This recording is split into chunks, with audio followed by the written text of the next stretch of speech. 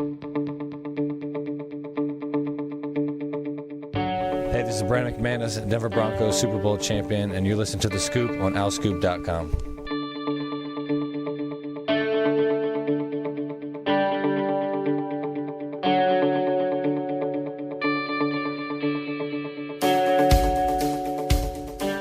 Hello, everybody. Welcome back to The Scoop, Season 5, Episode 12. I'm John DiCarlo. And once again, I have Kyle Gass and Graham Foley with me. If you're looking at a clock, if I were going clockwise, Kyle would be like 9 o'clock. Graham, yeah, at a certain Graham point we're would gonna be like 1 o'clock. I'm like 6 o'clock. we're gonna work on introductions because like What are you looking for? You're coming in. I need energy. Like you started off like this is like and the 74th edition of the National Spelling Bee on your Proctor John DiCarlo. Like no, you need to have like. I'd be honored to proctor the spelling bee. I'd be awful at it too. They'd be like, "What's the country of origin?" Not sure where I can find that out. I'm gonna say European. Fun fact. I was in the Chester County Spelling Bee from Shimona Creek. I won the 5th grade spelling bee. I went to the I used Chester to play County. my LA Got out in the basketball first round. games at Shimona Creek. You're not the story here. What? You won the spelling bee? Won the spelling bee in 5th grade. Went to the Chester County. What was your spelling bee. word? It's not about the you, word that I Frano. won on, the word I got out on. Out. That's why I want to know more about your failures and your successes. Yeah, and this is going to make people laugh because you'd think people would know this word. Baseball. Ramen. Really? I had never heard of ramen in my life at that point. How old were you? Really? I was in 5th grade. I'd never eaten ramen. We had ramen for dinner that night. My mom studied. Teachable moment. Yeah, no, exactly. Was this like a first round question? Literally the first man. round. So we had a practice round. I got buddy. academy. I got academy right, but I never heard of ramen. Said R-A-M-A-N. But my mom, she blamed herself because she didn't go to college. She commuted from home, and she's like, I never ate ramen. And so we had ramen for dinner. Yeah, that but night. like Appreciate ramen's what not like you're- a brand. Like it's the noodle. yeah, but like I Yeah. just never ate it. Never heard of it. I've never had ramen They don't serve noodles. it I'll tell like you that much. I've lunch. never had ramen noodles or cup of noodles or whatever. I've never had it. No, it's a Never? thing. Never had But I it. know how to spell it. I didn't know how to spell it in 5th grade. I'd never heard of it then. Huh. Love ramen. Second Sodium grade spelling content's bee. terrible, but love Second it. grade spelling bee, I came in second, and I got the word right. And I had a little bit of lisp because in the 2nd grade I hadn't been to speech pathology yet. I hadn't really done some things. Sure. I spelled it right. She thought I misspelled it, kicked me off the stage. Are you serious? It's terrible. Well, where This was it? Dumb, I couldn't tell you. But this dumb girl was apparently could spell a little bit. She won. She flaunted the entire year. Oh, man. She had a little trophy. It What was a bee. It was a vulnerability bee early on on a here. trophy, like a little, like a the Oh, animal. yeah, the yeah, bee, like a spelling bee. What else do you Yes, guys want to got that. disclose? I was wearing a Phillies jersey when I won, so that was fun. And my word that I won on was journalism. How fun is that? Yeah. Yeah, that's nice. From that day on. Yeah. No, not really. Wait, you see, you were the Shimona Creek representative. This was the Chester County Spelling Bee? Yeah, so if So you win the all- school one, you go to the big one. Where was this held? This was at the CCIU off Boot Road, Hmm. right by my aunt's house there. My teacher came. We got lunch after. It was a fun day. But I was also like the youngest one there. Like it's like from 5th grade, but mostly for middle schoolers. So like it was really. So you were at intimidating. disadvantage to begin with. Yeah. Let alone, so then they gave you the layup questions to try to get you going, and Basically. you got ramen wrong. I got ramen wrong. Because I came back and everyone, like, I thought that was a weird word that no one knew, and I came back and everyone's like, R-A-M-E-N. What the hell, Graham? Like, A lot of people dropping a lot never of heard of hard it. H's in 5th grade. What the hell, Graham? Oh, Yeah. what a... So let's talk Temple. Yeah. yeah, that was a fun intro. Country of origin, the United States. Good one. Great one. T-E-M-P... T for Did Temple you ever U. see the L-E. Jason Bateman movie about spelling bees? It's like he No. finds it was worth watching. It was like he finds like a loophole that says it's open to anybody that didn't graduate 8th grade, and he dropped out in 8th grade, so he goes back into spelling bee as like a 42-year-old. You're serious about Yeah, this? make This sounds money? like a recreational... This No, sounds it's like a a Kyle real- Gauss recreational life. I believe. Let's see, spelling bee movie. I misspelled spelling, so not a good start for me. It's called Bad Words. It came out in 2014. It's all about him being like a bad influence on like kids that are on the National Spelling Bee tour. What was did he do good? it for? Yeah, it was worth watching. Just for the fame? Like, what No, was because there was a prize, I guess, or something, Okay. and he's like, no, he's like, I'm like Excuse me. 42, I can retain more information. Though I can tell you right now, as a 30-year-old, I retain a lot less information than I did as like a middle schooler. I feel like Yeah. I'd be at a disadvantage. That like, Are You Smarter Than That 5th grader show? Wait till you're 43. Yeah, not great, not great, Bob. All right, let's do this. Well, Well, that was fun. yeah. Learned a lot about you guys. But we want to learn more about this Temple football team. Ooh. John's got a different energy I today. know. He's just You're very much like hey, this is just the candles burning and the coffee pot's on, and let's start your Sunday with National Public Radio. I did go to see Ray LaMontagne Sunday night, so maybe I'm still mellowed out from that. Maybe. I know, beautiful music, good musicianship. The Met, great venue. Yeah, Still ugliest smoothed out from sign that. in the world outside. You think so? Yeah, that's brutal. That Gets your doesn't- attention. It doesn't fit in with the building. Aren't they I think going? it does. Aren't they going for like an old school Yeah. marquee? Yeah, type but of I don't thing think there? it fits in with that. I think it fits in. How are you qualified to Yeah. I comment have on an this? architecture degree. What do There you you have? go. I don't either, but I'm just asking how are you qualified? I just don't like it. Madonna's going to be there soon. A lot of shows. Yeah. Anyway, Temple. Well, we got a lot of stuff to get into. We got the recap. Temple's went over Memphis. Another ranked opponent coming up. Temple's hitting the road, going to Dallas this weekend. If I were going to try to be radio guy, the Eagles aren't the only Philadelphia team heading to Dallas this weekend. It's those Temple Owls The taking on the difference ranked SMU program. Well, I don't think I'd call either one a must-win, right? But I'd be closer to say the Eagles probably need to win that game more than Temple needs to win this game. But let's start with Temple wants to Memphis. play for a conference championship. What's the Western Why? Division? What? Why, John? Well, yeah, it's a West Division game. Yeah. Yeah. Regardless of how Saturday's game goes, the division's gonna come down to whether or not you can beat Cincinnati. Yeah. And UCF. Yeah, sure. UCF, I think people, they're still a decent team. Right. But we're getting ahead of ourselves. We haven't recapped Right. Memphis yet. We are very structured today. Yeah. Temple did beat Memphis 30-28. SMU is coming up Saturday. We have an interview with Monty Scott, Temple basketball guard, who set out last season as a transfer. Should be a significant contributor to the team this year. Had a chance to talk to him earlier today. He was our guest on the podcast. Have a basketball recruiting update for you. Quincy Adamakoya finally announced his decision over the weekend. We'll talk hoops recruiting, plenty of mailbag questions. Let's get to this Memphis game first. A lot of upset Memphis fans. Our Twitter mentions were a mess. My favorite predictably was the so. one who Oh, the suggested Photoshop that one. My the video goodness. that a guy got in Al Scoop's mentions and suggested that the video that was used to overturn the play was photoshopped by, Sure. I guess, the league, a Temple cameraman, something. ESPN. Yeah, within 40 seconds of it happening to steal Memphis. I sent him the tinfoil GIF from Yeah, that was Signs. GIF, but yeah, that was Yeah, GIF. thank you. What? Thank you. It's good. Usually, like a rule of thumb, when you're on the same side of history as Graham, don't want to be there.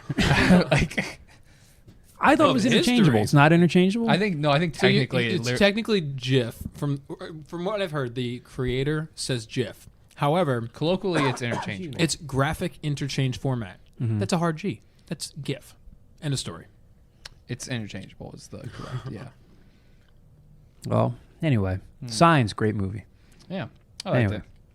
The end when they're in You like see Signs? Yeah, when they're in Swing away, Merrill. Well, Swing yeah, away. well that was whatever. But when Joaquin Phoenix is in the closet and he's freaking out the alien being shown, he's screaming, "Vamonos, vamonos!" Yeah. You ever seen the documentary on the font Helvetica? Because I'm going to go with I a hard saw no on that. No, for a class here. but did you ever see the Saturday Night Live skit called Papyrus? Papyrus, yes. With, we Ryan watched it in the same Gosling. class. Yeah. I mean, I had already seen it, It's but about that's him being one of like, the why are greatest people things ever. using this font It constantly? was how Avatar's entire logo was just the papyrus font. That's it. That's all it was. It was so good. Let's talk. Yeah, anyway. Struggling right now. All right. Temple beats Memphis 30-28. Of course, we're referring to the upset Memphis fans due to that late call in the fourth quarter on, what's his first name? Magnifico. Joey Magnifico. I had a tweet ready to send and decided not to send. It's like, do you think he's a Queen fan? Magnifico. It's his last Bohemian name, Rhapsody? John. Yeah. Yeah. Oh, I thought you were gonna be like, "That was a magnificent catch by Magnifico." No. Really? Bohemian really, Rhapsody really reference. proud of you there. Yeah. Sort of sounded just like Freddie Mercury there. What are you looking at? Can we just talk Temple Memphis? Yes. That was obviously a pivotal call in the game. Who knows if that pass is rule complete? Again, they got a good kicker with good range. Temple might have had some time to come back, but nonetheless, they get a 30-28 win. First time in the program's history that they have 2 wins over ranked teams. Now they got SMU coming up, but a lot to get into. 2 straight weeks now that Anthony Russo has not thrown an interception. I think an underrated storyline was really how the safeties played. Amir Tyler probably, I mean, I don't know the exact snap count, but I would imagine he played the most snaps of his career For sure. on Saturday. Filling in, again, if you guys are unfamiliar, Benny Walls couldn't go. Sam Newman tells us, Sam was at the press conference earlier today, it sounds like Benny Walls may not 47 snaps, by the way. Okay. Sounds like Benny Walls may not go this week either. Kevon Bruton is back at practice, but Benny Walls could not play, was banged up in practice on Thursday. Kevon Bruton was slated to start in his place. Then he couldn't go, got injured in pregame warm-up. So Amir Tyler played, 3 tackles, the fumble recovery. Secondary really stepped up. I mean, again, they gave up their share of yards, but Memphis has a really good quarterback, good offense. But, I mean, they held, what was Memphis averaging? 30... Oh, God, what were they averaging coming in? Yeah, right? Yeah, held them to 28 points. A great win. A great win nonetheless. Again, Jagger Gardner continues to be kind of an underrated part of the offense. Steady. Brandon Mack, another great game. Had he led Todd Centeio on that trick play pass a little bit longer, probably adds adds some icing on the cake to his game. But here they are, 5-1. The Buffalo game's been the lone blip on the radar, but I don't know. I mean, they're tied for 22nd nationally scoring defense now. I mean, they still, they've played Bucknell, they've played Buffalo, but you've played 2 ranked teams, and your defense is still allowing just 19 points a game. Pretty good at this juncture. And I don't know. I mean, game short of 6-0, but other than the Buffalo game, I think you got to be pretty pleased with where they are right now. I don't know. Thoughts on Saturday? If you say I don't know one more time. You said I don't know like 5 times in the last I don't know. seconds. Let's still focus on Memphis, as we haven't talked about that much. I think it's a good win. Obviously, you win against a ranked team at home. You have a pretty good crowd. You put up 30 for a points Saturday? on offense. Yeah, I would for a Saturday at noon too. Yeah, I mean I was really going good. for a Billy Joel. Pretty good crowd for Saturday. You hate me right now. I need you to focus. Just hate me. I need you to focus. Yeah, Now I'm laughing at There's a Graham. lot going on I right know. now. It's Now I'm strange. just laughing I at think Graham. if there's anything to be upset about or nitpick on a home game, a homecoming win over a national ranked team, it's that Temple in the first half should have been up 28. Yeah, nothing, absolutely. 30 nothing at halftime. 3 turnovers, 3 field goals. Instead of three turnovers, 3 field goals, 16-0 going into the second quarter. You allowed Memphis to hang around. And I get the idea of getting the points, but I also think that when you have 4 trips in the red zone and you're still only up by 2 possessions, just you got to go for it, especially 4th and 1. Right. I just think in those situations, I was surprised to see Rod Carey. Yeah, not go I for actually after the game he said, "Hey, the first field goal, I really contemplate going for, and the other 2, whatever." And like, he said, "Like, okay, well, you're at different parts in the field, and like the 4th down yardage was different, whatever it might be." I would actually disagree. I was perfectly okay with kicking the field goal the first time. It makes it 2 possessions game, all that.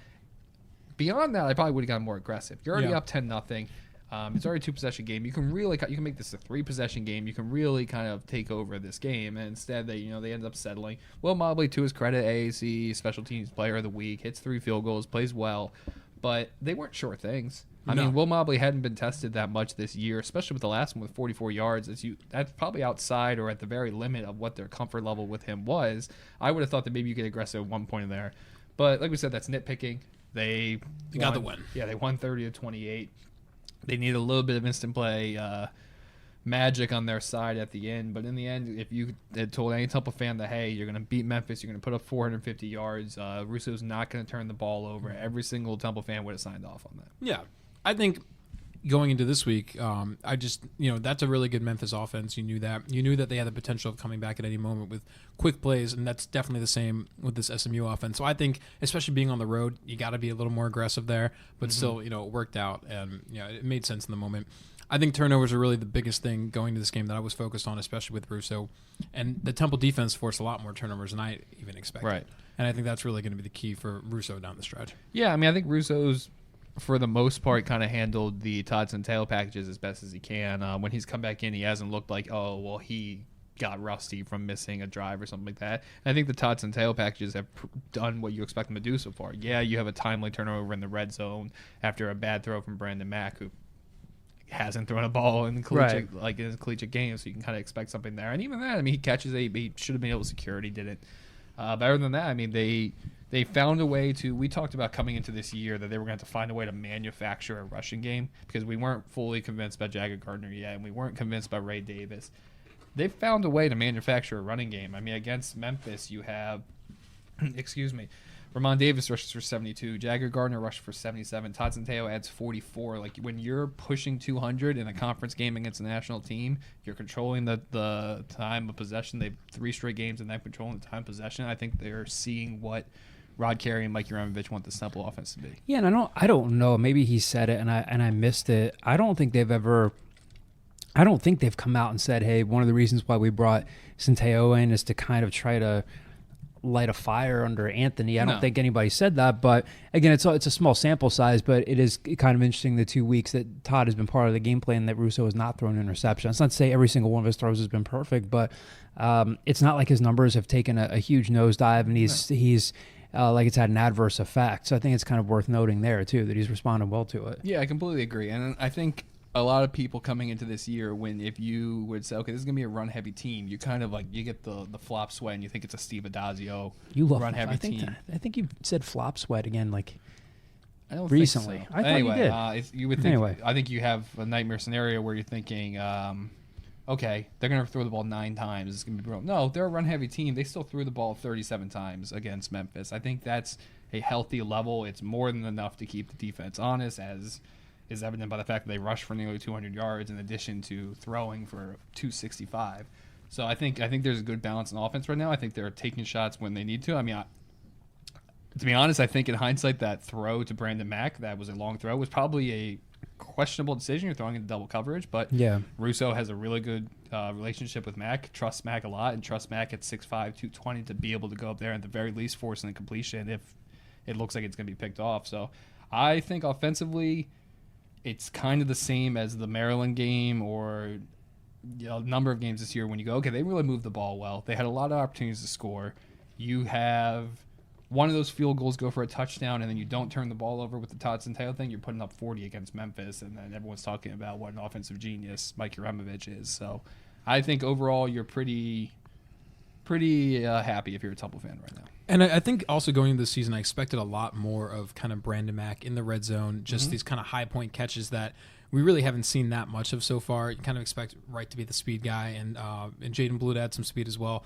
So I think just throwing to him, Mack talked after the game about how they worked on those fade passes in practice during the week. And it looked a lot better. Yeah, and I think you can expect a lot more of that going forward. Another thing worth noting, too, special teams, not just in terms of Will Molloway making field goals, but the snap game and the punting game has kind of stabilized itself. They did utilize Jacob Lafree as a rugby style punter. What do you have? 3 punts? 3, I believe. Yep. And then Adam Barry hit he had 3 for 125. So and then Adam hit the 37-yarder at the end of the game, which he did what he was supposed to do, dropped it inside the 20, which was, again, fans might say, well, who really cares? But that's a big deal for him. Someone who had struggled, obviously hit the one off the side of his foot against Maryland. But actually, I think that's a good segue. So as part of our coverage, we usually, when there's an active rival site for an opponent, usually there's like a behind the enemy lines, 5 questions with yada, yada, yada thing. And one of the things that came up with the SMU writer this week that I was talking with is, it seems to me, and I guess I really hadn't thought about this until I put it to paper, if you could pinpoint with certainty some of Temple's issues in a certain game this year, they haven't really been an issue after that game. The Maryland game, special teams were awful. It's the worst special teams performance you've seen in God knows how long. Since then, almost every aspect of Temple's special teams has been better. They've been better at punting. They've been better at snapping. What were they at penalties this week? Haven't gotten to that point yet, John. And that's where we're getting with this. So special teams. I'm impatient today. They're better at punting, better at kicking, better at kickoffs. Jacob Lafree had a kickoff go out of bounds. Graham brought us some sodas. I'm all jacked up on caffeine. You go forward. You go to the ECU game, and you go, they had 12 penalties. The next week, they cut. There's no longer those defensive offsides. There's no longer neutral zone infractions. They only had 6 penalties, a much more manageable amount. It seems like when Temple has been able to identify this glaring weakness, this happened. This is the reason we didn't blow this team out. The following weeks, it's been remedied. And to a lesser extent, too, just with Russo. And he's been making less kind of risky throws. You go Buffalo, and you go, oh, God, like he turned the ball over 3. He had 3 picks. Well, since then, he's gone back-to-back games with 0 interceptions and 1 against Georgia Tech. So he's done 1 pick in 3 games since then. It seems like they've been able to pretty quickly change the narrative when something is, well, that's a glaring Temple weakness. That's something that can be fixed. It usually gets fixed. Did you actually write down our prediction records? I know you did, but did we keep them?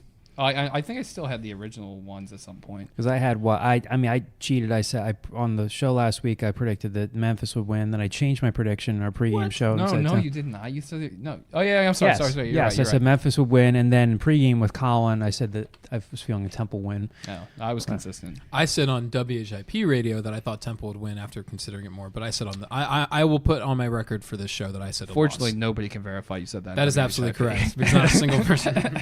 That's not true. They have listeners. As the advisor to the station, I can tell you that people listen. My I'm mom going to stick listened. up for you. I'm going to stick up for you guys. Well, let's look at this SMU team. So this is a 3:30 kickoff down in Dallas on Saturday. Games on what? ESPN2? Yes. Yeah. So Not the flagship. What were Columbus's ships? the Nina, the Pinta. The Santa The Maria. Nina, the Pinta, not Pina. So this is was Santa Maria his primary one? Whatever it is, this is the I thought second the one. Nina was. So this is the Pinta. This is the Pinta. This is the Pinta. Either way, it's the Pinta. Whenever I think that, I think of Step Brothers, the rap. The Nina, Yeah. the Pinta, Yes. the Santa Maria. That was just on a couple weeks ago. Wow, you made a movie reference and I got it. Yeah, you were There you about go. 9 years old when that movie came out. Yeah, I've seen it since. Yeah. I didn't Step watch it. Brothers When was I was 9. fantastic. Best part of that movie, at least for me, is he's wearing, at one point, I think he's wearing a Pablo Cruz t-shirt. The best part, I honestly like the acapella part where he's like where they're just driving down, they just steers. Like, Jesus Christ. What's the actor's name? Adam Scott. Scott. Yeah, I was going to say Scott. but where I'm he's sure like, that I've was had a right. carb since. Yeah, Adam Scott, and he was also he's Parks such and like Rec. a despisable person in that, and he's like a lovable dork in Parks and Rec. He's very good in. Oh, come on, the HBO. Big Little Lies or Pretty Little Lies? Which one is it? I haven't seen that. I've never Big seen it. Little Lies. I It know what you're sounds talking about. I think it's Kidman. Big Little Lies. Yes, he is. Yeah. He is. Pretty Reese Little Witherspoon's. Liars, Big Yeah, Little Lies. exactly. He's Reese Witherspoon's Gossip husband and in Pretty Little that Liars. series. No, the author for the books Downingtown. from Downingtown. Yeah. Yes, Mm. who was only a couple years younger than me, I think. I Really? believe so. Yes, I think I knew her in high school. Obviously not like close with her, but I know like Biblical her sense. name. No. Jesus, Kyle. No. She came back and spoke to us when we were freshmen at Downingtown West. Really? Yeah. And then like I feel like at Downtown West, did you have to do the God, who was it? With the not the Ben Franklin impersonator, the we had like a speech where it was like a historical impersonator just gave this speech as if I'm this man. And it was like an hour and a half about his life. Wow. No, but Coney forgot who it came. is. Coney 2012 came. Big deal then. Yeah. Wait, So that were was you fun. in high school for that? You weren't. 2012 was my freshman year. Do we have a lot of listeners out in Chester County? I had Coney. Yeah, like, this is not going to yeah. a good Anyway. audience. Yeah, no, Coney was eighth grade in her Because if freshman not, year. we're wasting everybody's time. But We had big signs, welcome invisible children. Oh, yeah, it was really I had bad. Invisible Children in like 06 when I was there. Yeah. Oh, really? Yeah. Anyway, well, Very problematic. anyway, just a few Downingtown guys catching up on old times. For me, it'd be really old times. Anyway, so Temple is headed to Dallas this weekend to play a 6-0 ranked SMU team. So SMU kind of similar to Memphis in that they have a good offense, good quarterback, good running back. Defense hasn't been great. They're averaging 44.2 points per game, so that's sixth best scoring offense in the country. They're 78th nationally in scoring defense. They've given up a shade over 28 points a game. That's a schedule that's included Arkansas State, North Texas, Texas State, USF, and Tulsa. So they're coming off a bye. Needed 3 overtimes to beat Tulsa. They'd fallen behind by 3 touchdowns in that game. So, I mean, hey, kudos to them. They're 6-0. That win over Tulsa was their first ranked win in 33 years. What, win as a ranked team? Win as a ranked team. Yeah, first win as a ranked team in 33 years. Xavier Since Jones, since Eric death Dickerson. penalty, Yeah. Xavier Jones, Roga back, 646 rushing yards, 12 touchdowns. Shane Buechele, Texas transfer, is their quarterback, 12 TDs, 5 picks, 1,665 yards. If you're my age, you remember watching his father play baseball. Steve Buechele played for, I guess, He ended up with the Pirates, right? ended up with the Pirates. He was with the Rangers and the Cubs. He was okay. Yeah, solid. A little bit of pop. Solid. Yeah. But, yeah, again, a very good offensive team defensively. Now, they bring a lot of pressure. They are, well, let's see. Where are they? Top 5, 5th in the country in sacks with 26. They actually technically have the 3rd most since Virginia, Pitt, and Penn State are ahead of them with the same total. But they've gotten to the quarterback. Patrick Nelson, one of their safeties, is actually their leading tackler and also leads the team with 5.5 sacks. So they can make plays on defense, but they've given up points. So, again, kind of a similar, obviously different personnel, but similar team in terms of their strengths and weaknesses heading down there. Of course, this one's on the road, so, that could be a little of interest, but general gut feelings on this one. Yeah, I'm not sure if I necessarily say they're a similar team to some of the teams that Temple's faced in the past. I think you could throw the ball against SMU a little more than you could maybe against Memphis. I don't think they're better at stopping the run statistically than they are at stopping the pass, but I still think you can run the ball against them. The sack stats. That was a little bit strange. That was well A done. little bit misleading. They've had some good games. They had 10 sacks against USF. USF's a shell of themselves this year. Last week against Tulsa only allowed 1 sack. So yeah, they're putting up some numbers. 5 against UNT, 5 against Texas State, 3 against TCU, but not great last week. They forced a fair amount of turnovers, 3 interceptions last week. I think offensively, ideally, SMU wants to rely less on the big play than maybe a Maryland or a Memphis did. So, against Memphis, against Maryland, Temple kind of challenged them a lot to, hey, we're not going to give up the big play, beat us in the red zone, and it worked to Temple's benefit. I think SMU's a little. They feel like they're more comfortable with the red zone. The stats don't back up them being good in the red zone necessarily. I mean, they're 88th in the nation in red zone offense, 76th in the nation in red zone defense. I think this is going to be the type of game where you don't necessarily have to game plan as much to the point of, okay, well, we're going to take away the one thing you're good at and we're going to force you to do it. I think Temple's going to be able to play its type of offense against this team and then just see who's better at the end of the day. They got a couple good receivers. James Prochet. I feel like they always have good receivers. They do. SMU. I mean, Cortland Sutton's been good. Right. He has 45 catches, 5 for 29 yards, and 7 touchdowns. Reggie Roberson also has 34 catches, 545 yards. Both those guys are about 6 feet tall, so they're not big targets, but they're playmakers and they're fast. So keys to the game for Temple, probably the same stuff, like limiting penalties, especially on the road, not getting themselves in bad situations like they did at Buffalo. But they've got a good quarterback and they've got a good back. But again, they're coming off a kind of a shaky, not a kind of a really shaky win over one of the worst teams in the league. So they haven't been foolproof, to say the least. Graham, you want to give us a prediction before you bounce? I'm gonna have to bounce again. Last week I got the Committed to his academics. the outside voices got to me. I thought I was being too much of a homer because a couple people in my friend group said Now so. Graham from the blocks coming back. I thought this would be a 2-1 stretch these next 3 games. Thinking the loss would be Memphis and then they'd beat SMU and beat UCF. I'm still going to stick with that win at SMU. I think it's going to be a very high-scoring game. Come down to the end. I'm going to say maybe 41-38. Temple. Ooh. I think this is going to be very similar to like the Houston game last season on the road. Interesting. Something like that. Okay. Thank you. I want to leave. Bye, Graham. Do you want to go next? Or you want me to go next? You go next. Okay. I will agree with Graham when we're talking about the well, I guess I'm not agreeing with Graham. When we're talking about the stretch, there were 4 possible outcomes to a 3-game stretch, right? 0-3, 1-2, 2-1, 3-0. I think if you go on if you had gone to 0-3, you would have been like, crap. Okay, they're going to have to beat USF. They're going to have to beat UConn to be bowl eligible. You go on bye, Graham. Bye, bud. If you'd gone 1-2, you go, okay, so you're basically bowl eligible because UConn's a win. You go 2-1, you go, okay, I got to go into Cincinnati and beat Cincinnati and win the division. If you go 3-0, you're the favorite in this conference. If you go 3-0 in this stretch. If they get through SMU and UCF and they're 7-1 after that stretch, then they are the favorite in this conference. I agree with Graham. I thought this stretch was going to go 2-1. I predicted they'd win against Memphis. I think this is the game they lose in the stretch. I feel like SMU coming off a bye, SMU playing with a little bit of pep in their step. They're nationally ranked for the first time since Craig James.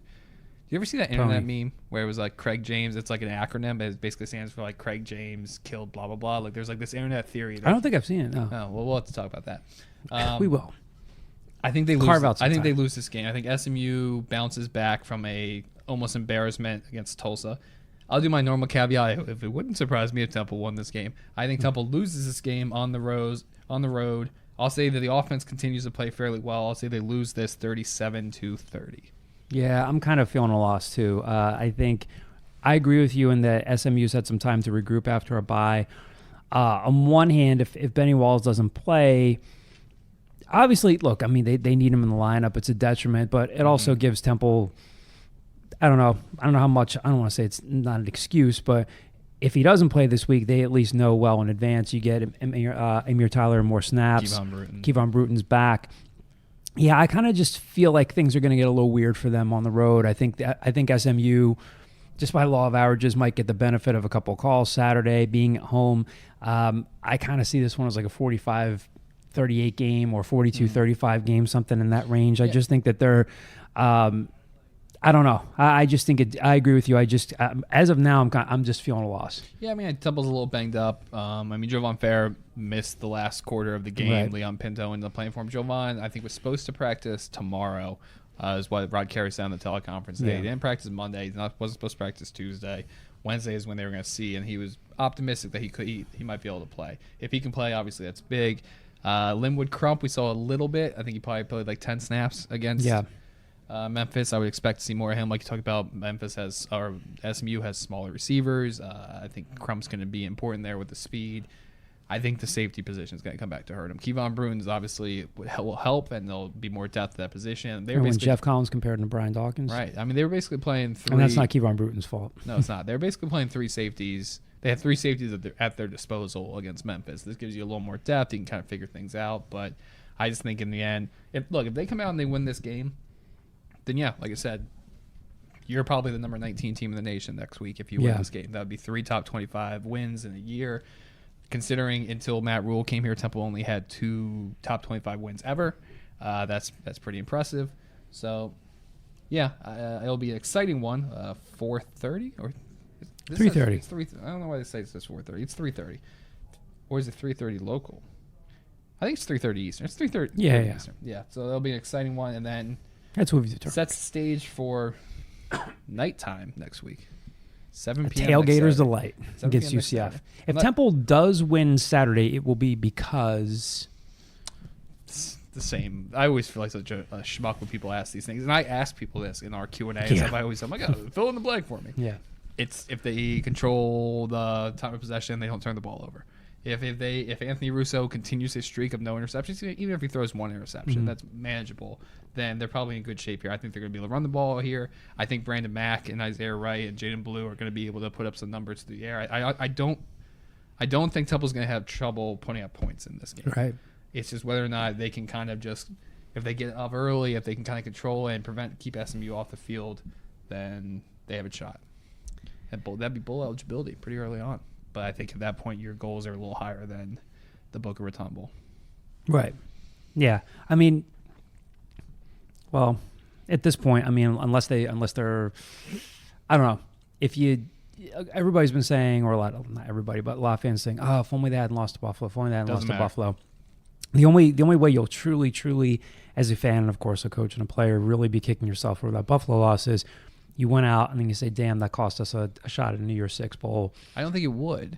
Like I get what you're saying, but I guess you got to see how everybody else finishes out in other leagues. And I get that, but like Boise hasn't played anybody, and Boise is currently like the highest ranked in the AP poll. Right. Historically meaning the last 5 years, the college football playoff rankings usually you'll see a pretty big change for the first college football rankings. Memphis or Boise might be number 14 in the nation, and you'll see them be number 22 in the college football ranking. Yeah. I think if Temple, we're putting a lot ahead of ourselves here. I mean, we're halfway of through course, the season. yeah. But if Temple won out and won the conference championship and was 12-1 with 3 top 25, that would probably be 4 top 25 victories all the time. There's no way they're not the New York, unless Boise goes 13-0. Boise will lose at some point. They'll lose to Air Force. They'll lose to Colorado State. I don't know if they play any of these teams yet. So nobody. I'm just saying, like, me. potentially that could be the thing that comes back and bites you. Otherwise, you could look back at your season and say it didn't impact your conference title chances whatsoever. Right, and it might have been the kick in the pants that they needed, but maybe we'll see. Let's shift gears for a second. Let's head to basketball for a little bit. So last week we had Quentin Rose on the podcast. This week, Monty Scott, Kennesaw State transfer, former star at St. Benedict's High School up in North Jersey. Had a chance to talk to him earlier today. Obviously, as a Temple fan, you haven't had the chance to see him play live yet because he sat out last year. Unless things change dramatically, I mean, he's a guy who's going to be prominently a part of this program. If he doesn't start, he'll probably be the first guy off the bench. A guy who can really score, averaged a little better than 17 points a game down at Kennesaw State. Played really well against some higher tier opponents when he was down there. technically almost kind of goes down, even though he committed and signed during a time when Fran Dunphy was still the head coach. He's sort of Aaron's first recruit, the guy that Aaron kind of led the charge on, and out-recruited some good programs to get him. One of the programs that he didn't mention, which I seem to remember being in his final six, was Virginia Tech. Yeah. So, I mean, he mentioned Arizona, mentioned UConn. So he was a highly sought-after transfer, a guy who, for whatever reason, I mean, I've heard a couple different explanations. I think he was kind of holding out for a bigger offer at some point, signed with Kennesaw State, but again, played at St. Benedict's program. It was really good. You don't have too many nights off playing basketball up in North Jersey. Played in a good league. So a good player coming Temple's way, can really fill it up. A good shooter. Kind of, in some ways, he kind of reminds me a tad bit of Khalif in that he's kind of crafty. He's able to get to the basket, is able to shoot. So again, whether he starts or comes off the bench, I think he's been playing a lot of minutes. So we had a chance to talk about a bunch of stuff, like his time at Kennesaw State, why he chose Temple. His brother is actually a very good basketball player, plays up at the Patrick School, Noah Farrakhan, who's one of the top uncommitted players still left out there. He's the top 150. Yeah, may not decide till the spring. We talked about his interest in real estate, property development, and stuff like that. So cool conversation with him. We'll play this for you and then talk about a little bit on the other side. All right, so Monty Scott is our guest on The Scoop this week. Monty, thanks for spending some time with us. First basic question I have for you is I know your name is James Scott. Your father played at St. John's, played in the NBA for a little while, so I'm assuming you're named after him. But where does Monty come from? Well, his middle name and my middle name is Lamont, so It comes from Lamont, so it's a short for Lamont, which is Monty. Yeah. Makes perfect sense. Tell us, just for those who don't know a lot about you, and they're going to know a lot about you this year because you're going to obviously play a prominent role on this team. How did you end up at Temple as a transfer? You had a lot of options, a lot of schools wanted you. Tell us just the story of how you ended up here and how you ended up playing here at Temple. Just on my first unofficial, I took unofficial here first before I took an official. It just felt like it was family. I just wanted to start something new with Coach McKie and help him, build his legacy here and build mine as well here at Temple, and it's close to home, so it was just a good choice overall. What other schools were in the mix? You had a lot of schools that were recruiting you once you decided you were going to transfer. Who are the other schools that were in the mix to try to get you to transfer there? Well, my final six were Dayton, Arizona, Nevada, UConn, Marquette. I can't think of anything else really. What's that process like when the schools are when you decide to transfer, and then all these schools you're almost being re-recruited again? And I think you'd probably agree you're probably under-recruited the first time around playing at St. Benedict's. What's it like when all these schools are trying to get you to transfer? It was definitely a lot different. From high school, it's I wasn't being recruited as highly as I was as a transfer, so it was pretty cool experiencing that from the high D1s and the D1s I always dreamed of playing at and stuff like that. So it was pretty cool, getting calls from schools when I wasn't really used to it coming out of high school. So. You were a 1,000-point scorer at St. Benedict's, and there aren't too many easy games up in North Jersey. I mean, they got to steal when they got you. Why do you think you were under-recruited? I look back at recruitment, and you played in a pretty good league down there, but to do what you did up at St. Benedict's, it's not like you were playing at a school in the middle of nowhere. Why do you think you were kind of under-recruited the first time around? Maybe it's because when I was playing AAU was the main really recruiting stop. You know what I'm saying? So I played with the players. We had a lot of people like Miles Powell, Temple, Gibbs. So playing behind those guys, it was it wasn't as headline. You know what I'm saying? So. Playing at St. Benedict's again, you're playing against a lot of good competition up there. Who was the best player you played against in high school? Because again, it's just a cool basketball scene up there. It's really competitive, and you play against a lot of good programs. Who were some of the best guys you played against? I'd say the best. I played him twice at St. Benedict's. Probably Brian Bowen at La Lumiere. That's probably the best one. He had a game winner against us in the Nationals in high school, so he's probably the best one. Playing down at Kennesaw State, you played for Al Skinner. Temple fans who are closer to my age remember him from the great teams he had at Rhode Island, Catino Mobley, Tyson Wheeler. Did he ever, a lot of coaches will say, I don't really talk about my past too much, but did he ever talk to you about Catino Mobley and his Philly connection? Did he talk about that much, or did you know about some of the players he had coached? I mean, I definitely knew that was kind of one of the main reasons I went there, because he trained a lot of, NBA guys and stuff, but he never really talked about it. He's more of like a mellow, calm dude, so he really wasn't boasting about what he coached and stuff, but he always talked trash, so it was whatever. Down in Kennesaw, but you played, the people who have followed your career know that you played really well against some really big teams. You had 26 against Butler, 19 against Florida State, 21 against Washington, 19 against Texas Tech.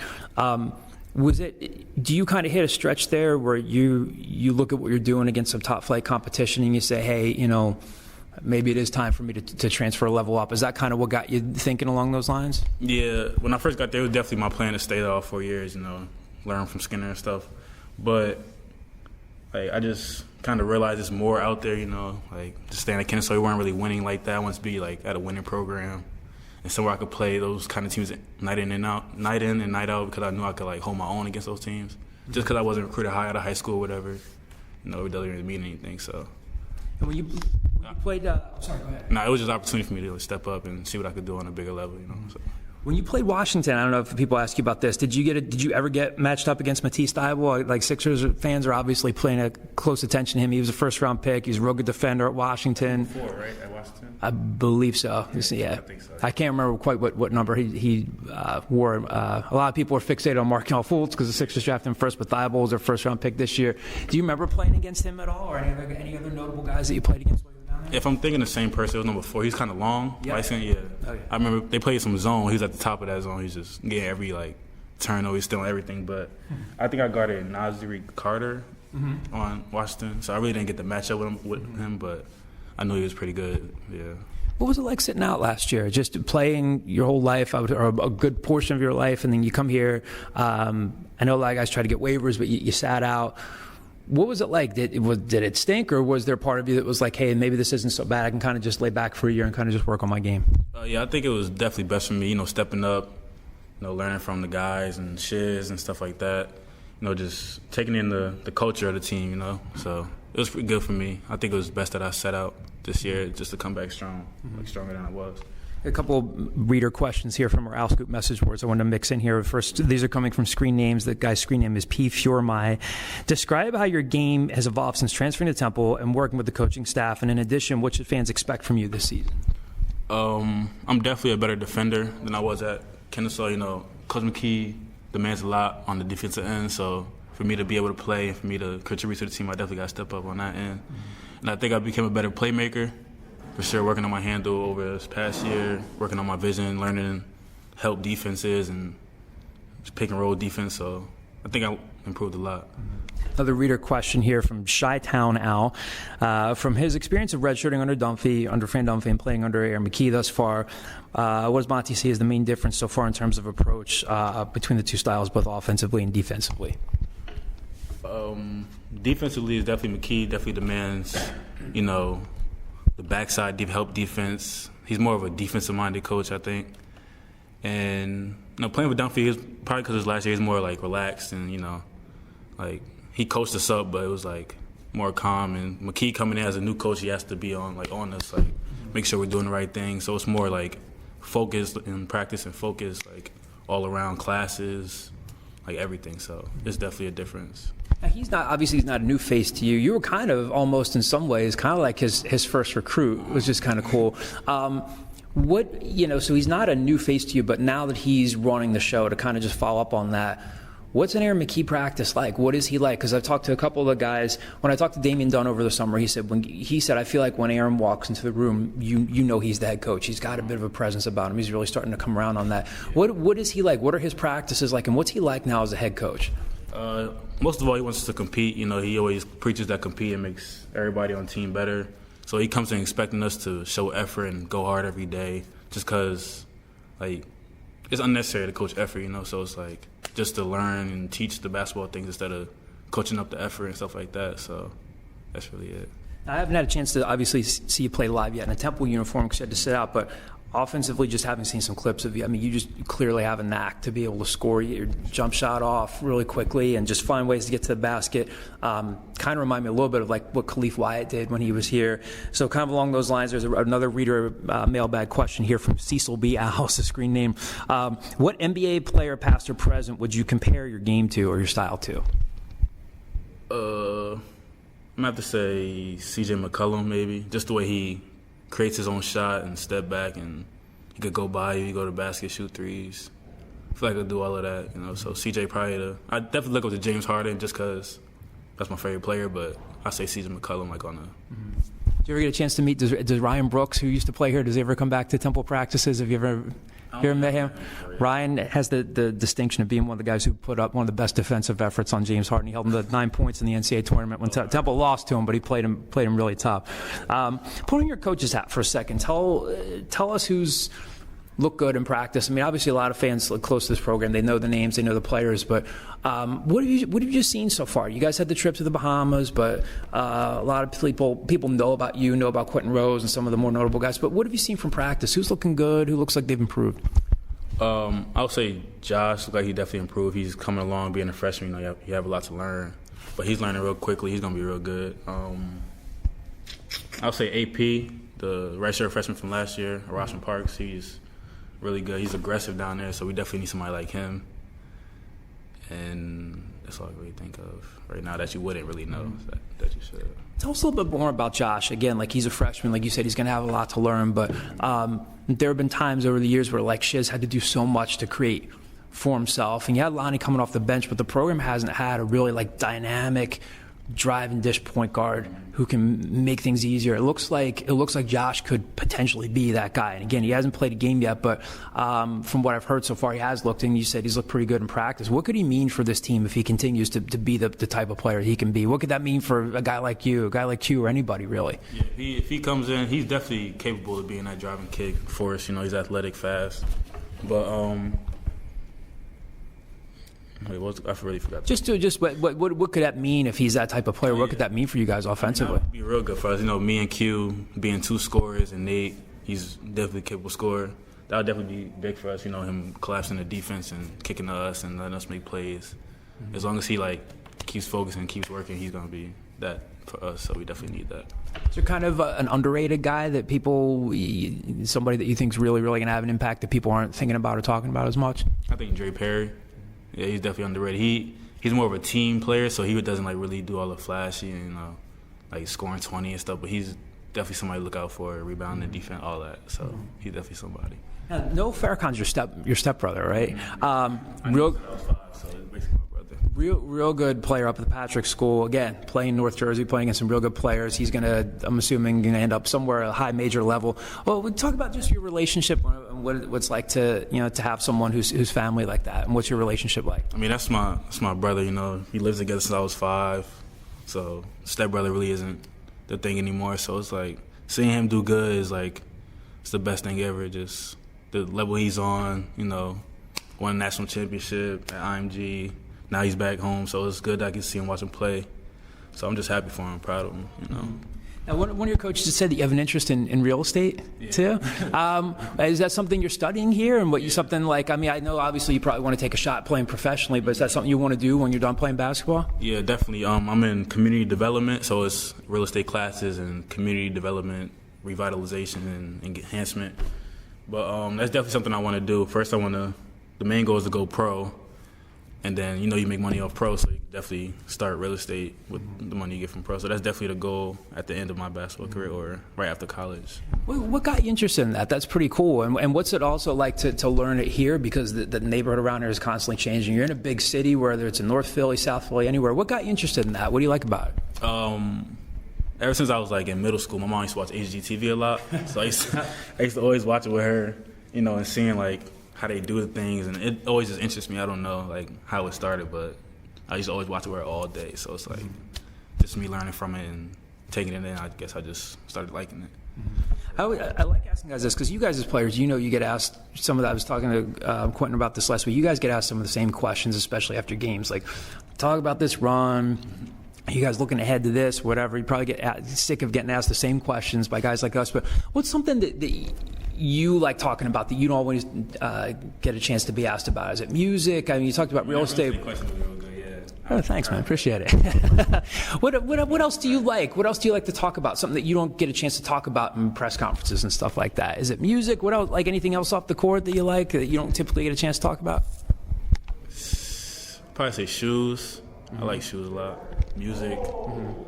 But I don't know. I can't ask like a person to ask me that just because it's like not really relevant. I don't know. But yeah, it's probably two things. What shoes? Like basketball sneakers, or a little bit of everything, or Definitely basketball shoes, Nikes, Jordans, all that, like stuff like that. did your mom ever yell at you when you were growing up and saying you had too many shoes? You got to put these away, or like? I actually started getting into shoes like last couple years of high school, so she really didn't yell at me for that. But yeah, I always been into shoes, kind of. Yeah.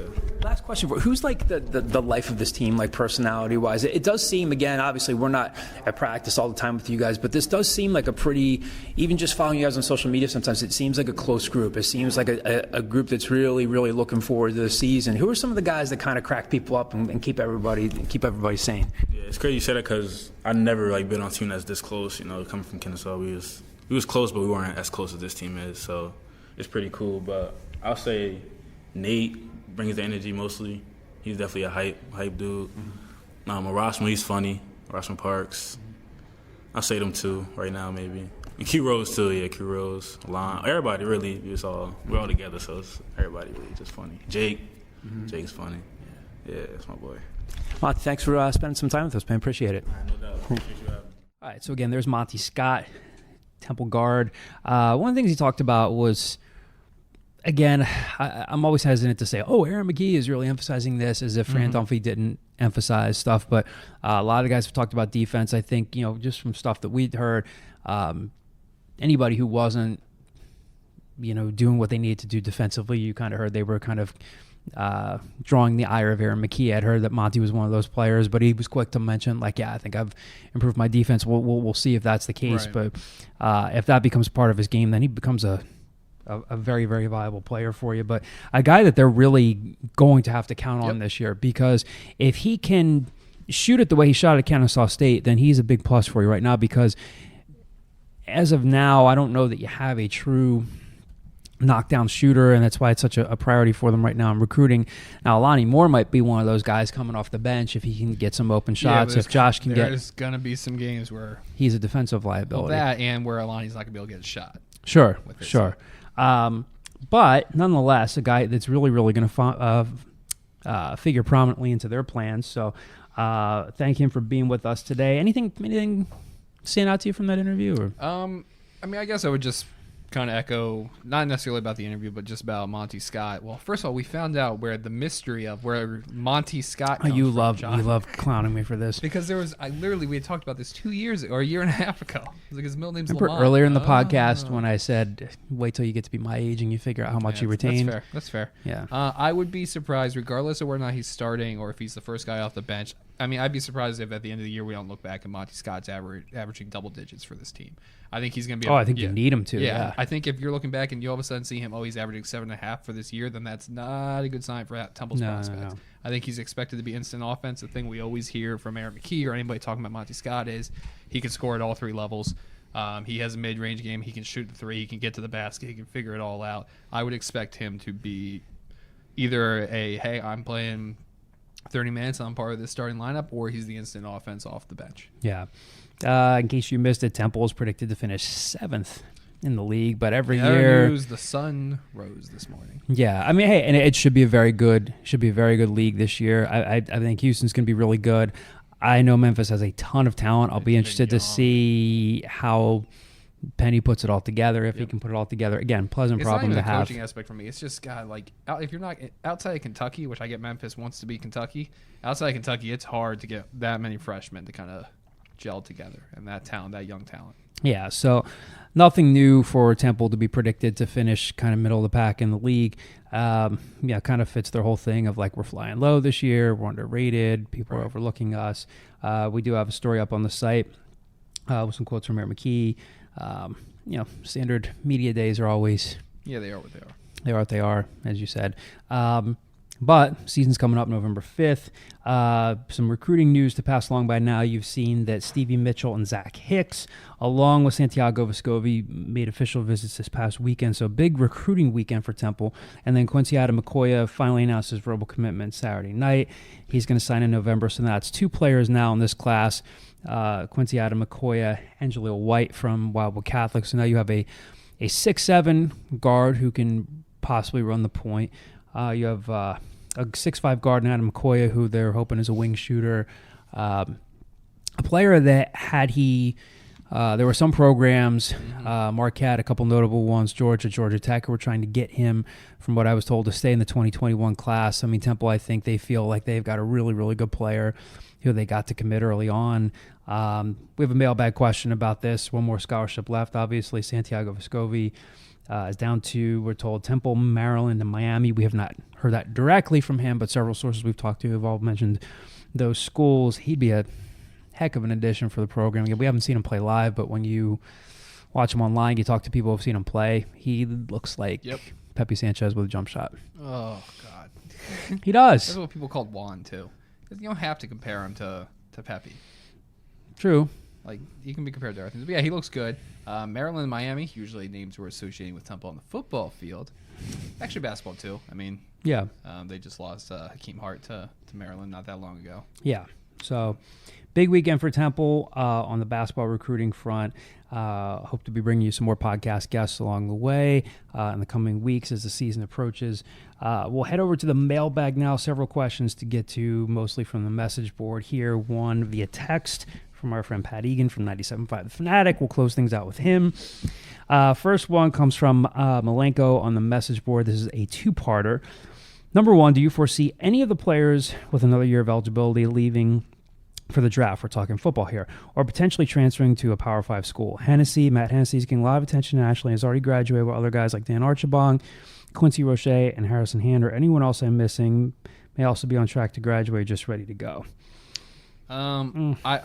To be honest, I think the second part, potentially transferring to a Power 5 school, I don't think that applies for the guys he listed. I can't see Matt Hennessy being like, well, let me go play at Georgia Tech or Baylor or something. I think if anything happens with Matt Hennessy, it's that he declares early. Yeah. I mean, I think you saw today he was named to the Pro Football Focus first-team All-American. ESPN had him second-team All-American. Was it ESPN? I think it was ESPN. Had him a second-team All-American. So I think he's starting to get the accolades that back up Accolation. The accolades of him being one of, if not the best center in college football right now. I think there's a chance he leaves early. I'll be curious because, I mean, he's already graduated. He could have left before this year and he stayed. He could have left his grad transfer at a high level with 2 years of eligibility, and then that would have been ridiculous. He'd be playing for Alabama right now. He didn't, so I'm wondering if instead maybe he does decide to come back for last year or if he leaves early. Quincy Roche, I don't think so. Archibong. I mean, he's had a decent season. I think we're kind of putting the cart before the horse. I think it'd be beneficial for him to come back one more year. Hand, who knows? Because I would have said 2 weeks ago no, but then he played really well against Memphis. Like, I think he's the type of guy that he could. I think he's looking to get to the NFL as quickly as possible. Sure, yeah. The NFL needs to be like NBA. You need to be able to declare, not sign, go through the process, work out for teams, have them say, "Oh no, you'd be better to keep back for a year." Yeah. Or as somebody told me today. Or do you do the thing where if they declare early and they go through the draft and they'll get drafted, can they go back? Our guest next week on the podcast will be Roger Goodell, and he'll explain that to us. Yeah, so I think it's a fair question. I don't think anybody is potentially looking to transfer to a Power 5 school just yet. Yeah, I would agree. Again, we'll see how things go, but I understand where the question comes from, but I can't see any of those guys leaving. I could see Hennessy leaving. We'll see. Well, leaving for transfer Gotcha, as a grad transfer. Number two, should we expect an announcement anytime soon about where Temple will be playing next year? I assume an extension with the Eagles is the plan, but has been very quiet for a long time. No official word yet. I mean, I would also expect an announcement at some point. I don't have any concrete information on that, but yeah, they got to find a place to play next year. Yeah, I mean, you play in 10 months there, 11 months there. Excuse me. We need a dump button for when I cough. Or you can just not cough. I'm trying. I'm getting better. Yeah. I've got a cold that I've been able to finally get rid of. Mm-hmm. Yeah. So that would, I mean, you would expect they have to have an announcement in the next 2 months. Yeah. Next question comes from Jeff MD49. I love this one. When is Russo going to learn how to throw the deep ball? He usually overthrows his receivers by several yards. How about running patterns that are deliberately underthrown, that our receivers can nestle under or get a pass interference penalty? If they were deliberately underthrown, they wouldn't be underthrown then, right? Right. And if they were deliberately underthrown, then I get the sense that Jeff MD49 would be criticizing him for underthrowing them. All right, here's the thing. We talked about this when we saw this question come in. Anthony Russo is 12-4 as a starter. I get that he's overthrown some deep balls. He has. He's a college quarterback. Most quarterbacks in college do. There's some in the NFL too. Yeah. Yeah. They can't compare him to Aaron Rodgers. No, he's 12-4 as a starter. He hasn't thrown an interception in 2 weeks. He's thrown for 1,500 yards, 13 touchdowns, 6 picks. He's completed 60% of his passes. I understand that's not an outstanding completion percentage. He's 12-4 as a starter. His completion percentage is up almost 2 points from last year. He's already 1 TD pass off his entire total from last year. The team has 3 wideouts with more than 30 receptions. They're 5-1. Right. And I get it. I get it. There's always something that he can improve, but sure. But like, not that they're losing games, but even if they had lost that Memphis game, Anthony Rizzo wasn't the reason they lost that Memphis game. Like, even though after the game he said, "Okay, well, yeah, I thought I would have been the reason because I missed Isaiah Wright on that touch." Yeah, well, he also connected with Brandon Mack on touchdown. and it sounds like it was the discernible result of some extra work that they put in. Right. Yeah. So I don't know. I mean, again, no one's immune to criticism. I appreciate the question. I get it, but I don't know. I feel like this is the criticism with every quarterback. Like, yeah, I mean, and he put up 224 yards, so it's not like he didn't put up yards against Memphis, but the game plan wasn't for him to put up 400 yards. I mean, I straight asked Rod Carey after the game, like, just knee-jerk reaction, how would you assess it? And he's like, he's executing at what we want him to do. He's executing at a very high level right now. Like, they want to run the ball first. They want to be moderately aggressive in the passing game with being conservative at the time, and that's what they've done, and that's what they'll continue to do. Yeah. Next question comes from Rockland Al. The ESPN sideline reporter at the Memphis game stated that Russo on at least 2 occasions spoke with his offensive line and to Isaiah Wright in the second half. Whatever he said must have worked. Do you have any information on this? Is there any mutual interest between Temple and Blackshear or any other Rutgers player who's redshirting this year? So first question there. Now, I will say sometimes you get a chance to, hey, we noticed that you pulled player X aside here. Mm-hmm. What did you say to him? I did not. I was not in on Russo's interview after the game on Saturday. I don't know that he talked at all about that. I don't know. With the offensive line, I don't understand what he would have been talking to him for, if anything, other than encouragement. I mean, they gave up 0 sacks. Yeah. They kept him in a clean pocket. Yeah. Isaiah Wright, it might have been at the end, hey, I missed you on that. That's on me. Yeah. Which he did. I mean, he did talk about that when I did. I wasn't there for the interview. Listened to the interview. He did say, he was asked what's going through your mind, and that when that last play is getting overturned, he said he prayed. He said, "Please God, don't let the game end like this, because I missed Isaiah on that last drive." And so, yeah, I'm guessing maybe it was that, but. So 0 sacks allowed on Saturday. Guess how many consecutive games Temple has won when it allows 0 sacks? How many consecutive games they've won when they allow 0 sacks? Mm-hmm. What did they have a streak recently? So in games that they allow 0 sacks, when was the last time you think they lost a game that they allowed 0 sacks?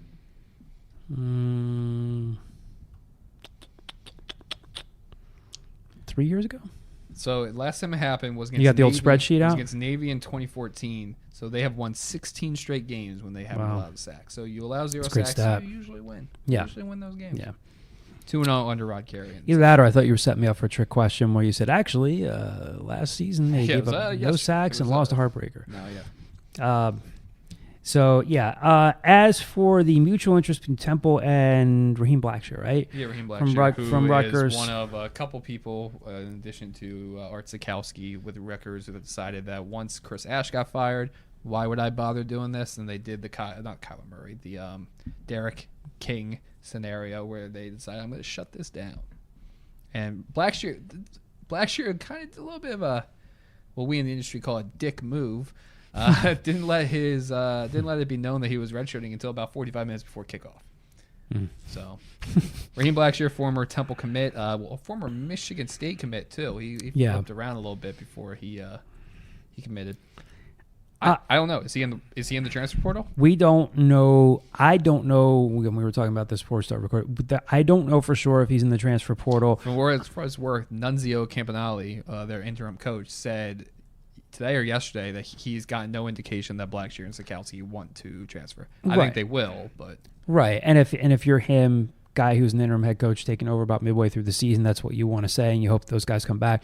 And beyond that, if a guy's not in the portal, again, we can't get guys to explain the process to readers. You can't just call a kid from Rutgers and say, hey, do you intend to transfer to Temple? You can't call Temple coaches and ask them to comment on a player from another roster, another program. Right. And I mean, ask if them you're to asking comment. me to analyze whether or not I think Temple would be interested in Raheem Blackshear, Sure. I mean, I think he would be Isaiah Wright. I think he's a guy that you play at wide receiver. You can occasionally give him snaps. I mean, he was averaging 80 receiving yards a game for a Big Ten team. I think if Raheem Blackshear enters the portal after a coaching change, when he might be able to get an immediate waiver, I think a lot of teams would be interested in Raheem Blackshear. Yeah. But no, nothing concrete yet. Mm-hmm. Next question comes from Jim Al. My persistent one is stadium. Yeah, I get it. I have no concrete information for you. Temple would love to have an on-campus stadium, I'm sure. I also Nothing. And nothing against Jim Al. I mean this in the nicest way. If we had the story that Temple was going to break ground on the stadium tomorrow, It'd be we on would the not be website, giving right? it on the podcast. Yeah, That's not to say that we have that story in our back pocket. I'm just saying right, you would have heard about it right. from us. Yeah, so That's nothing imminent. The authority on Temple Athletics. nothing imminent there. But again, that's not to say that the hopes of an on-campus stadium have died. They haven't, but nothing imminent there. Next question from West Coast Al. Question for Al Scoop. What do you think Yes, that is the mailbag. Well, so no, to be fair to him, this was on the this is the Monty basketball Scott thread thing. I'm where I sorry. said, I'm hey, if sorry, you have a West Coast question Al. for Monty, send us one if you Fair have enough. a question for us. Apologize to West Coast Al. It says, I'm sorry. There you go. It's So better. Question for Al Scoop. What do you think we do with the last open scholarship, recruit a guard, recruit a big, or say for a transfer? I mean, they take Vescovi's commitment in a heartbeat if they get it. So the hope right now, they're hoping to have that third scholarship go to him. He'd be a difference-making point guard. A couple people have said, and I get it, like, well, you have Josh Pierre-Louis, you have Ty Strickland, you're bringing in Jaleel White. Aren't you loading up on point guards? I think their answer would be to you, like, hey, you can never have enough guys handling the ball, especially for the way that they want to play. Obviously, Aaron McKie said, we got to defend. We got to defend. You can't really get your offense started if you're seeing the ball drop through the rim a bunch of times. But if you have, again, we're getting way ahead of ourselves. If you have Santiago Vescovi and Josh Pierre-Louis and Jaleel White all on the floor at the same time, at some point you've got three guys who can get the ball and go. I think that's the point. Especially with Jaleel being as big as he is. Like, yeah, like you want him to play point guard or point forward, but he's taller, he's longer. Like Right. he's gonna be able to defend more positions than just the one. He's gonna probably be able to defend 1 to like maybe 4, depending on how big the 4 is. So like I think offensively you're okay. We want a lot of guys that can handle the ball, and then defensively you have some different types of point guards, so you can kind of figure it out. Yeah. Next question. Comes from TPC23 on the message board. Have Strickland and Forrester's hardship waiver requests been ruled upon? As far as I know, they have not. I'd be surprised. Again, I have not ever been given any indication that Ty Strickland is going to play this year. I think I'd be surprised if he doesn't sit out. The longer this goes on, the more I would expect Jake Forrester to sit out as well. He's a live wire. He's athletic. He works hard. Could probably benefit from a year off. A lot of these guys are raving about the strength program, the upgrades in the facility, just the general tempo and effort in practice.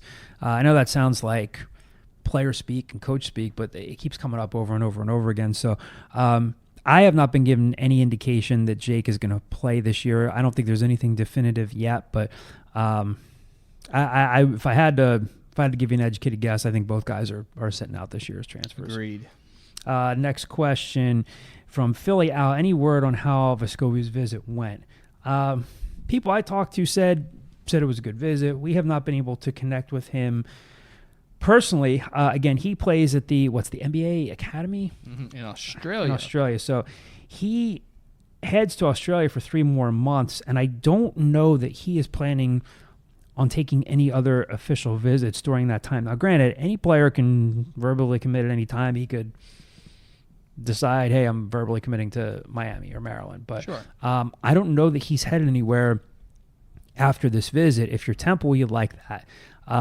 Again, I think we've been told that there's a connection there with Pepe Sanchez, Sure. that he's kind of, I would imagine trying to encourage him, selling him on Temple. So we'll see. Again, I heard that it went well. I don't know that a verbal is imminent. We'll see. But again, I think if you get him, he's a difference maker, and you're really happy with your backcourt in the future. Final question. Again, we'll scan the message board one more time to see if anything else came in. I don't believe so. This one comes from Pat Egan, our friend at 97.5 The Fanatic, who Pat is a Newman University graduate, but he's just a big Temple fan. Yeah. So a couple people have asked me that recently, like, yeah, he talks about Temple all the time on the radio. Did he go to Temple? He's talked about that before, but just thought I would drop that in there. So Pat says, or asks us, with the recent commit, talking about Quincy Adamakoya, who in your opinion is the top priority in basketball, and do you have any moving horror stories? Mine at the moment is agreeing to help a friend move. So again, the top priority again would be Santiago Vescovi. Do you have any moving horror stories? I know you're ready to tee off on me, so just get it over with. I think I have nothing but moving horror stories. Moving is single-handedly the worst thing in the world. Yeah, like, sure is. if I had to move again, which I'm sure I will move again at some point in my life, I will hire somebody to do it. I'm not going to do it. I will too. First moving horror stories that come to my mind is in 2011 when I moved into Daly Street with one John DiCarlo. John DiCarlo decided that he was just not going to help me move. He had a date with God knows who, just did not show up. I think you communicated to me you weren't going to show up like a day beforehand. So it's not like I showed up expecting you to be there, but like kind of expected some help. You didn't show up. It was hot as hell. It was just me and my then girlfriend, future wife. Had to walk like a block each way. I had no control over the weather. I think I had like a heat stroke, like moving things. Like you would have known if you had a heat I stroke. at one point had to like lay down, like couldn't do anything, couldn't move anything. My wife. Do you think it could have been because you were out of shape? No, I was like, it came out, I was like 165. I was nothing but in shape in 2011. Stop it. Probably like 170, but I was in a lot better shape than I am now. Very hot. I will also say, what other moving horrors have I had? When we moved into our house in 2015, that actually probably went as smoothly as could be, all things considered. But I just remember one of my buddies putting like 40 things in his arms trying to go upstairs. He just wanted this to be done. Put a dent in the wall. Had to fix that. Horror stories are awful. Back to moving into your place, I couldn't figure out how to get my box spring upstairs, so I had to move the box spring into the basement and then destroy it and slowly put it out in the trash can over the course of a couple weeks. With a hammer, didn't you? Like, yeah, take it apart with a hammer? I just went down there with a mallet at one point, just busted up this box spring. The back alley at Daly Street. Yeah, and it would just be like, oh, well, here goes an eighth of it, here goes a tenth of it, just slowly put it out in the trash can over the course of a while. It was brutal. And then, maybe this is your horror story, but it's mostly mine. Showing up to move you into your current house, showing up expecting some certain people, I don't know if they listen, I imagine they don't listen, to show up and help. Didn't show up and just help. Didn't show up, just me and Garrett, just grinding through stuff. Garrett Miley, kind soul. I thought it was going to take like 4 hours. It took hoping to get Jeff Nyberg and Andrew Albert on that, but I they think it couldn't took like make it. 9.5 hours. Yeah. It was brutal. But I do appreciate it. At one point, we went out to downtown and like your dad ordered like cheesesteaks and it was nice. And eventually we had to tell him, I really appreciate this, but we got to go. Like, yeah. This is taking so long. You're the project manager, keeping things moving. Big John always wants to order pizza and wings. No. Order a dinner, Kyle. Order a dinner. Don't just get appetizers. Order a dinner. I'm like, yeah, we got to get moving. I want to be home already. Yeah, I would agree. Next time I move, we'll hire movers. I will hire somebody, yeah. I moved several times when I was younger through Fairmount, Roxborough, Manayunk. Yeah, it just stinks. Yeah. Do appreciate all of your efforts, though. My wife's starting to put out, like, floating the feeler of, like, well, if when we have a second kid, we'll have to move and blah, blah. I'm like, I just don't even want to go down that process. I want to go down the home buying process. I want to go down the home selling process. I don't want to do any of this stuff. Yeah. Brutal. It's the worst thing in the world. Interest rates are lower right now. What if I might commit, like, insurance fraud instead. Be like, oh, all of our stuff went up in flames, and now I have a blank check to get new stuff, and now we can't do it. Yikes! Do we have anything else on the message board there? You can see. Was I supposed to look? I thought you were looking. We give a quick scan here. I don't believe so. Well, anyway, that'll do it for this week. Appreciate all the mailbag questions. Big thank you to Monty Scott for joining us this week on The Scoop as our guest. We will be back with you next week to recap whatever the heck happens down at SMU with Temple. You know that it's called Gerald Ford Stadium, but it's not that Gerald Ford. I actually did not know that. It's just a rich guy named Gerald Ford. It's like a donor. Now that sounds vaguely familiar. It's like Gerald J. Ford or whatever instead of whatever the... You think Gerald Ford took credit for it? Probably. I mean, was it Gerald well, wait, Ford when did he die? Gerald Ford died in the 90s, right? Gerald Ford died before Reagan. He died in... Gerald Ford, deceased, 2006. I'm sorry, so that was after Reagan. My bad, Jerry. Football player, Michigan. We said we would never get into politics, and here we are. Football player in Michigan. Where's he originally from, though? California. He's from Nebraska. Mm. That's nice. A state I've never been to. Me either. I can't imagine why I would have been Nebraska. I don't know. Well, anyway, like I said, thank you for joining us this week. Really appreciate it. And we will talk to you next week. Did you know Gerald Ford was born as Leslie Lynch King? That was his name? I did not. He was not born. What the hell? When did he change his name? Kyle, Anyway, we'll talk to you guys next Kyle, week. not letting go. Wow.